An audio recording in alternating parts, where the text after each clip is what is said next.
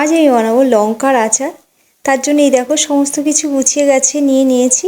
এই যে সমস্ত মশলাটাও গুছিয়ে নিয়েছি, আর এই যে দেখতে পাচ্ছ বড় বড় লঙ্কা সবুজ সবুজ, ওগুলো নিয়েছি ভালো করে ধুয়ে পরিষ্কার করে।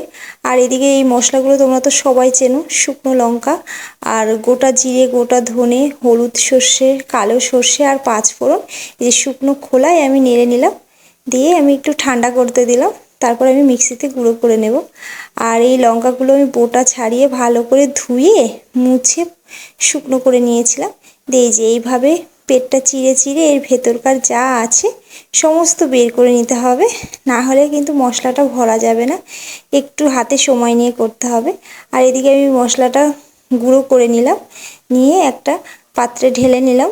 আর এর ভেতরে আমি 3 চামচ মতো ভিনিগার দিলাম, আর 2 চামচ মতো আমচুর পাউডার, আর 2 চামচ বিট লবণ দিয়ে ভালো করে মেখে নিলাম, যাতে ঘ্যালঘেলে না হয়। এই যে এইরকম শুকনো শুকনো একটা যেন হয়। দিয়ে এবার এই লঙ্কাগুলো যেগুলো পেটটা চিড়ে চিড়ে রেখেছিলাম ওর ভেতরে ভালো করে গেঁদে গেঁদে পুরগুলো ভরে এই যে এরকম করে রাখতে হবে। রেখে এবার আমি একটা কড়াইয়ের মধ্যে সর্ষের তেল গরম করে নেব। মানে বেশি গরম করব না, অল্প গরম করতে হবে, না হলে পরে কাচের বয়ামে রাখবো তো ফেটে যাবে কাচের বয়ামটা।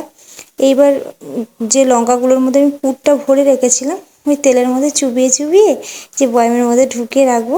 তো ওপর থেকে একটু তেল দিয়ে দেবো, আর 4-5 দিন রোদে রাখার পর যেই চুপসে যাবে তারপর আবার তেল দেবো। এইভাবে দিয়ে বানাবো। টাটা।